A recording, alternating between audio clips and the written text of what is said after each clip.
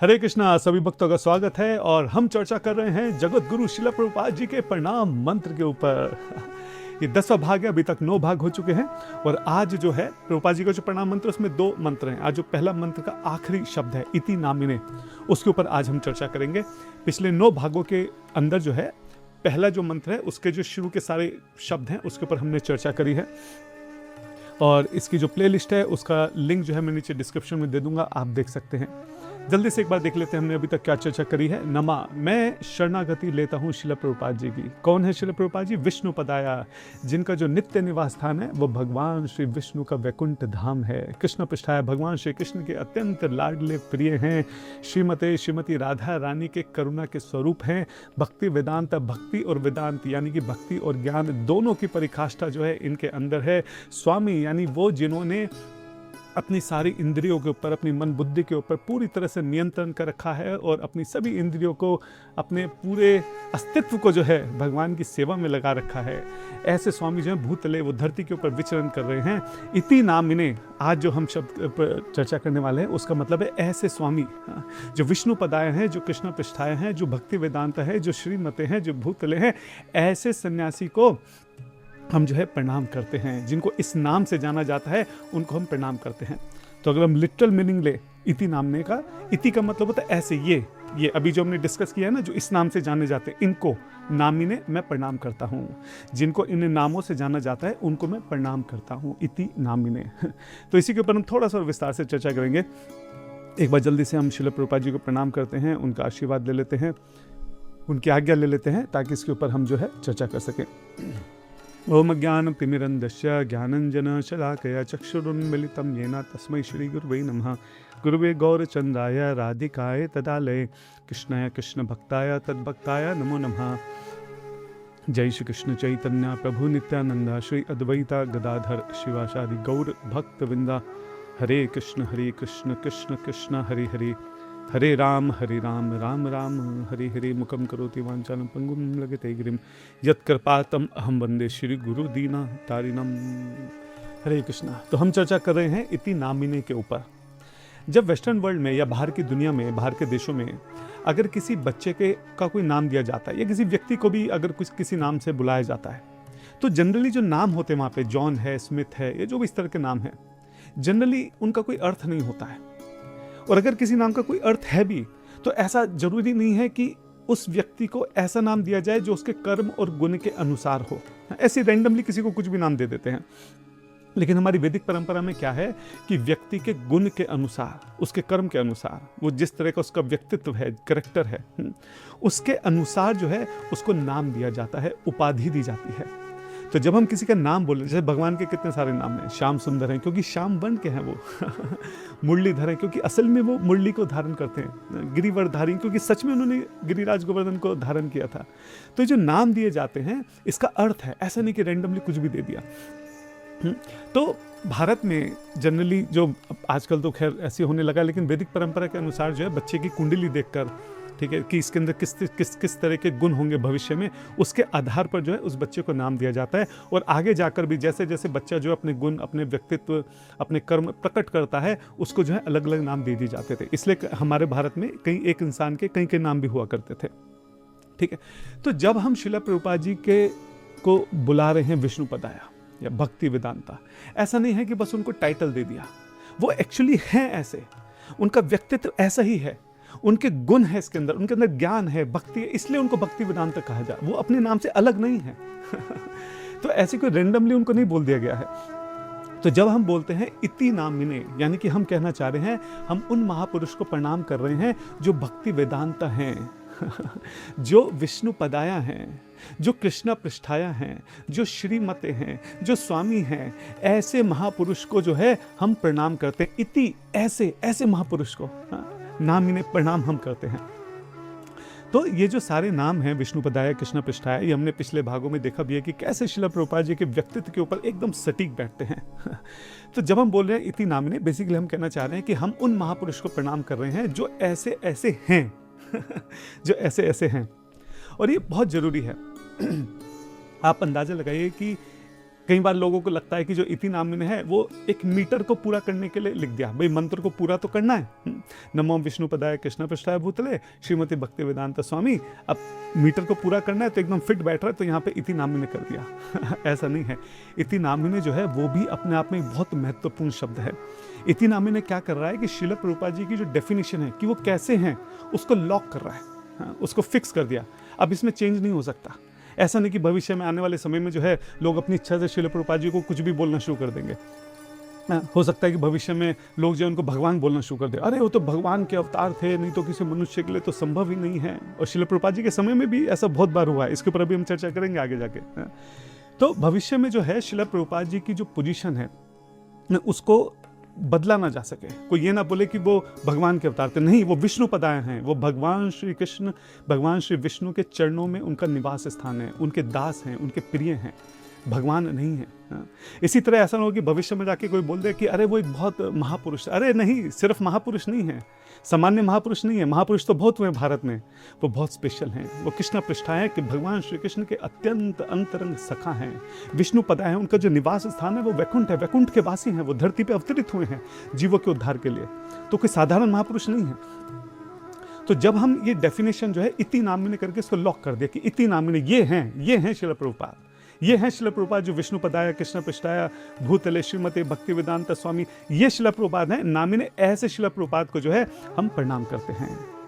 तो आजकल भी हम देखते हैं, आजकल क्या, खैर हमेशा से भारत में तो खैर खास बात रही है कि जो भी भारत में जो बड़े बड़े स्वामी होते हैं, सन्यासी होते हैं, अगर वो कुछ बड़ा काम करते हैं, फेमस हो जाते हैं, तो सबसे पहले वो ये क्लेम करते हैं कि मैं भगवान हूँ। और लोग भी जो है भगवान की तरह जो है पूजना शुरू कर देते हैं। अभी आगे जाके हम कुछ लीलाएं देखेंगे श्रील प्रभुपाद जी की ऐसे, या चलो डिस्कस कर ही लेते हैं। श्रील प्रभुपाद जब वेस्टर्न वर्ल्ड में गए थे तो उससे पहले भी कुछ सन्यासी वहाँ पे गए थे, और जो थोड़े से भी फेमस हुए, जिन्होंने भी थोड़ा बहुत योगा वगैरह मेडिटेशन वगैरह को सिखा दिया, उन्होंने वहाँ पे क्लेम कर दिया कि मैं ही भगवान हूँ। और समहाउ ये बहुत दुख का विषय है कि लोगों को भी ये मानने में, किसी को भगवान मानने में देर नहीं लगती, एकदम से मान लेते हैं। किसको भगवान मानना है, किसको नहीं मानना है, इसका ज्ञान ही नहीं है। भगवान कौन है या कौन नहीं है, ये शास्त्रों के आधार पे निर्धारित होता है। अपनी इच्छा से, अपनी मर्जी से नहीं होता कि हमें लगता है कि ये भगवान है, अरे तो जैसे बोलते हैं, जैसे दिखते हैं, जैसा करते तो भगवान ही होंगे। इस तरह से नहीं होता है। तो वेस्टर्न वर्ल्ड में कितने भी यहाँ से कई लोग जो भी महापुरुष भारत से गए, उन्होंने कहीं ना कहीं जो है अपने आप को भगवान साबित करने का प्रयास किया, और लोगों ने भी उनको भगवान मान लिया। तो ये बहुत बड़ी दुख का विषय है ना। मैं रिमेम्बरिंग श्रील प्रभुपाद सुन रहा था, और उसमें अभिराम दास करके जो हैं, अभिराम प्रभु, वो ये मेमोरी बता रहे हैं अपनी, रिमेम्बरिंग श्रील प्रभुपाद में आप सुन सकते हैं। वो बता रहे हैं कि जब श्रील प्रभुपाद जी वेस्टर्न वर्ल्ड में आए थे, हमारे यहाँ पे पहले भी कई भारत से सन्यासी आ चुके थे और वो अपने आप को भगवान बताया करते थे। लेकिन जो श्रील प्रभुपाद जी हैं वो इसके बहुत कट्टर विरोधी थे। वो बार बार इस बात के ऊपर जोर देते थे कि कोई भी इस तरह से जो महापुरुष, जो भी सन्यासी आए हैं, वो भगवान नहीं हो सकते। भगवान ऐसे कभी भी कहीं भी अवतरित नहीं होते रहते। ऐसा नहीं है कि किसी ने कुछ चमत्कार दिखा दिया तो भगवान हो गया। हाँ, किसी ने थोड़ा सा चीज़ें इधर उधर कर दिया, कुछ ज़्यादा कोई संस्था खोल ली, 200-400 लोग उनको प्रणाम करने लगे तो सीधा अपने आप को भगवान बता, ऐसा नहीं होता है। तो श्रील प्रभुपाद जी जो थे वो इसके बहुत विरोधी थे, और वो कहते हैं कि Prabhupada constantly corrected this misunderstanding. बार बार जो है श्रील प्रभुपाद जो है ये जो मिसअंडरस्टैंडिंग है, क्योंकि श्रील प्रभुपाद के शिष्य भी ऐसा करते थे, कई बार ऐसा हुआ है। इवन जो उनके बड़े बड़े प्रमुख शिष्य, उन्होंने ऐसा करा है। उनको लगा कि जो श्रील प्रभुपाद जी कर रहे हैं ये किसी मानव के लिए संभव ही नहीं है, वो जरूर भगवान होंगे। तो उन्होंने श्रील प्रभुपाद जी को भगवान कह के संबोधित करना शुरू कर दिया, और प्रभुपाद बार बार इसको सही करते थे, बार बार डांटते थे अपने डिसाइपल्स को, अगर कहीं से भी उनको सुनने में आता था कि कोई उनको भगवान बताने का प्रयास कर रहा है। प्रभुपाद के जो सबसे मुख्य, सबसे वरिष्ठ उस वक्त जो सन्यासी थे, कीर्तनानंद स्वामी, वो श्रील प्रभुपाद जी को भगवान मानते थे। उन्होंने जब वो अपनी कथाएं कर रहे थे अलग अलग जगह, तो वहाँ पे बोल रहे थे, श्रील प्रभुपाद जी को भगवान कह के संबोधित कर रहे थे। और जब श्रील प्रभुपाद जी को इस बारे में पता चला, वो बहुत ज़्यादा गुस्सा हो गए। उन्होंने इमीडिएट पत्र लिखा कीर्तनानंद स्वामी को, बहुत स्ट्रिक्टली डांट लगाई उनको इस बात को लेकर। अलग अलग जगह पे जब भी प्रभुपाद को चीज़ पता लगती थी कोई उन्हें भगवान करा, वो इमीडिएट डांट दे कि मैं भगवान नहीं हूँ, मैं भगवान का दास हूँ। तो ये वो अभिराम प्रभु बोल रहे हैं कि श्रील प्रभुपाद जी जो थे, Srila Prabhupada's mission was to avoid being tagged as God और as a God. I never thought that he was God और गॉड बट ए सेंट। मैं श्रील प्रभुपाद जी से जितनी मैंने बात करी, मुझे बार बार इस बात का एहसास हुआ कि श्रील प्रभुपाद जी बार बार ये बात बताना चाह रहे हैं कि वो भगवान नहीं हैं, वो केवल एक संत हैं, भगवान के दास हैं। और आज भी हम देखते हैं, आज भी कई सारे ऐसे फेमस साधु हैं, वृंदावन में भी कई फेमस साधु हैं तो लोग उनको भगवान मानते हैं और कहीं ना कहीं वो इस बात पे लोगों को मना नहीं करते हैं, लोगों को रोकते नहीं हैं, और कहीं ना कहीं तो वो कुछ बातें भी ऐसी बोलते हैं कि जिससे इस बात की गलतफहमी लोगों के बीच में जाती है कि वो भी स्वयं भगवान ही है। तो इस बात को हमें समझना चाहिए कि भगवान जो है वो धरती पर जब अवतरित होते हैं वो फिक्स्ड है, पहले से तय है कि वो कब कब आएंगे। ऐसा नहीं कि रैंडमली कभी भी कहीं भी आ जाते हैं वो और जितने भी साधु संत हैं वो सब भगवान के अति प्रिय हैं, उनके सेवक हैं, वो भगवान का काम कर रहे हैं। भगवान का काम जो भगवान की इच्छा है कि प्रचार हो, ज़्यादा से ज़्यादा जीव जो हैं वापस उन तक लौट सकें, भगवान की इच्छा का अनुसरण कर रहे हैं, अनुपालन कर रहे हैं, प्रचार करने का प्रयास कर रहे हैं। राधा रानी की जो कृपा है वो उनके पास है, राधा रानी की बहुत प्रिय है वो, लेकिन भगवान नहीं है। इस बात को हमें समझना चाहिए। अगर हम ऐसे किसी को भी भगवान बना देंगे तो कल कोई भी उठ के भगवान बन जाएगा, ये कैसे संभव है? तो इस बात को हमें समझना चाहिए। श्रील प्रभुपाद जी जो थे वो इस बात को लेकर बहुत केयरफुल थे। कोई उनके सामने इतनी हिम्मत नहीं कर सकता था कि वो उनको भगवान मान ले। इनफैक्ट कई बार तो ऐसा भी हुआ है कि श्रील प्रभुपाद जी के कुछ डिसाइपल्स थे, वो बहुत स्ट्रांगली बिलीव करते थे कि श्रील प्रभुपाद ही भगवान है, भगवान ही है वो। और जब श्रील प्रभुपाद जी ने बहुत गुस्से में उनको डांटा, उनको मना किया, तो वो इस्कॉन तक छोड़ के चले गए। लेकिन वो इस बात को मानने के लिए तैयार नहीं थे कि प्रभुपाद जी भगवान नहीं है। प्रभुपाद ने एक तरह से इस्कॉन से निकाल दिया उनको, लेकिन उनकी बात नहीं एक्सेप्ट की। अब सोचिए कितना जरूरी है। जो शायद कुछ लोगों को इसकी जो गंभीरता है उसको समझ में ना आए कि क्या हो गया अगर किसी को भगवान बोल भी दिया तो, इतने बड़े गुरु हैं, इतने, ये इससे पूरा सिद्धांत बदल जाता है। ये मायावाद फिलॉसफी में बन जाती है सीधा, अगर हम ऐसे किसी को भी भगवान बना देते हैं तो। अगर कोई सिद्ध महात्मा है, सिद्ध पुरुष हैं, अगर वो अपनी भक्ति से, अपनी साधना से वो उत्तम श्रेणी में पहुंच गए हैं, उत्तम भक्त बन गए हैं, जो है बहुत उच्च कोटि के हो गए हैं, और अगर हम उनको भगवान बोल रहे हैं, इसका मतलब साफ साफ मायावाद है। इसका मतलब कि जीव जो है वो भगवान बन रहा है। तो ये बहुत सीरियस ऑफेंस है, ये बहुत सीरियस डिविएशन है अगर हम ऐसे किसी को भी जो है भगवान करके बुलाते हैं और सामने वाला उसको एक्सेप्ट कर लेता है। बट श्रील प्रभुपाद जी जो थे वो उसके बहुत विपरीत थे।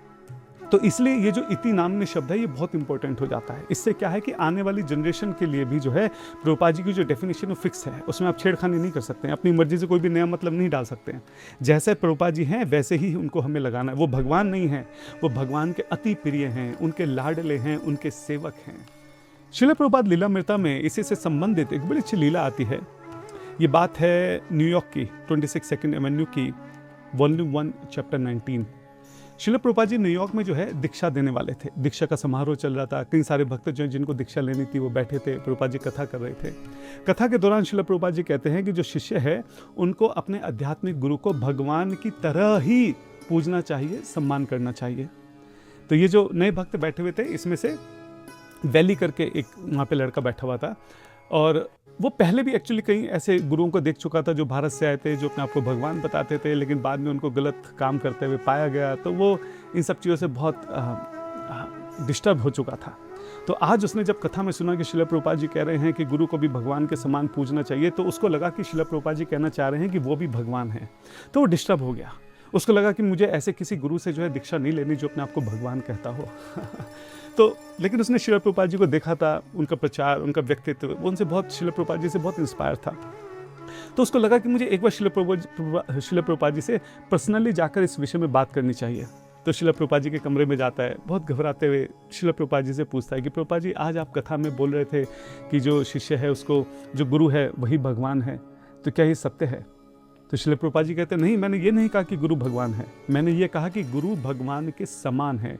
गुरु जो है उनका जो आदर है, उनकी जो पूजा है वो भगवान के समान होनी चाहिए, क्योंकि वो भगवान के प्रतिनिधि हैं, वो भगवान के सेवक हैं। जैसे मान लो अगर किसी देश का राजदूत जो है वो किसी दूसरे देश में जाता है, अब वो वहाँ का कोई प्रधानमंत्री या राष्ट्रपति नहीं है, लेकिन फिर भी उसका उसी तरह से सम्मान होता है। क्यों?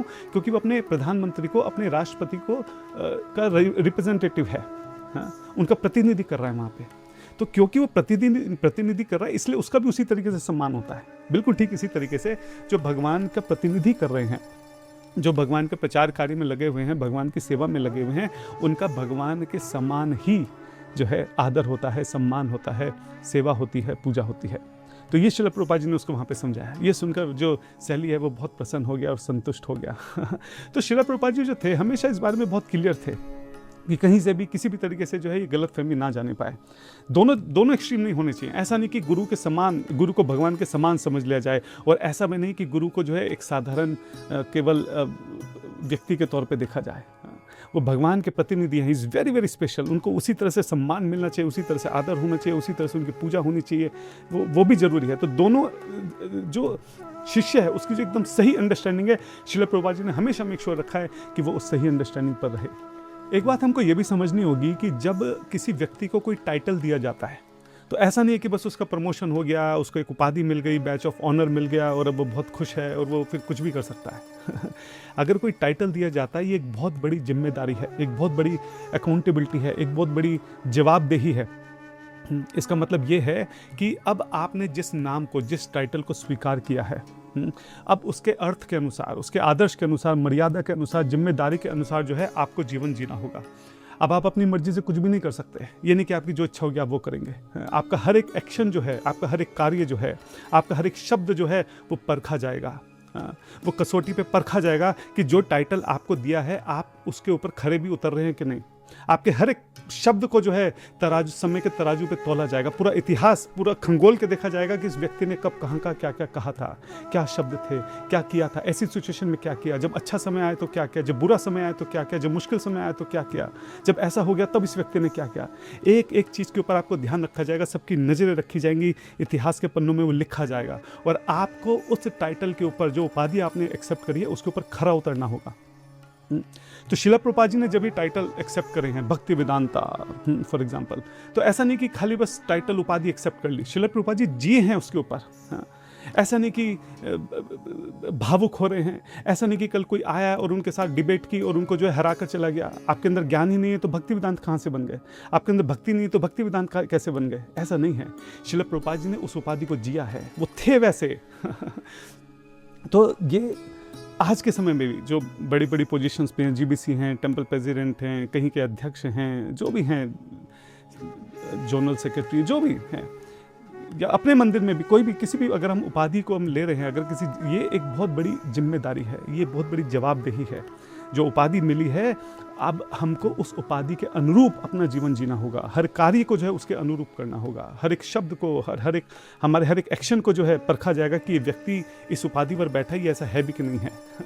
तो श्रील प्रभुपाद जी ने जो भी उपाधियाँ एक्सेप्ट करी हैं, जो भी उनके मंत्र में बताया गया उनके विषय में, श्रील प्रभुपाद जी का हर, आप उठा के देखिए, पूरा रिमेंबरिंग श्रील प्रभुपाद भरा पड़ा है। 400 से ज़्यादा जो है वहाँ पे अलग अलग जो श्रील प्रभुपाद जी के डिसाइपल्स हैं, जो श्रील प्रभुपाद जी से मिले हैं, जिन्होंने देखा, एक एक एक्सप्रेशन श्रील प्रभुपाद जी का वहाँ पे लिखा हुआ है कि वो कैसे थे, कैसे कब उनके चेहरे पे स्माइल आई, उन्होंने कैसे देखा, क्या बोला। एक छोटी से छोटी बात। श्रील प्रभुपाद जी की कोई पर्सनल लाइफ नहीं थी, कैमरे के पीछे उनकी कोई ज़िंदगी नहीं थी। ऐसा नहीं था कि वो पर्सनल लाइफ में कुछ और थे और पब्लिक लाइफ में कुछ और थे। हर एक सेकंड रिकॉर्डेड है। खाली कमरे में एक व्यक्ति के साथ कोई पर्सनल बात भी कर रहे हैं, वो भी रिकॉर्डेड है और आज ऑनलाइन पे अवेलेबल है कि इस व्यक्ति के साथ उन्होंने ऐसे ऐसे बात की, उसने ये कहा, इसने कहा। तो ये एक कंप्लीट ट्रांसपेरेंसी है। और कहीं कोई ऐसा नहीं है कि श्रील प्रभुपाद जी जो है पर्सनल रूम में कुछ और बात कर रहे हैं, पब्लिक में कुछ और बात कर रहे हैं, पीछे से तो ऐसे दिख रहे हैं लेकिन सबके सामने ऐसे दिख रहे हैं। ऐसा नहीं है। जैसे पीछे थे वैसे ही सामने थे, जैसे पर्सनल रूम में थे वैसी पब्लिक गैदरिंग में थे। तो जो श्रील प्रभुपाद जी ने उपाधियाँ जो उनके दी गई हैं, श्रील प्रभुपाद जी उन उपाधि पर जिए हैं।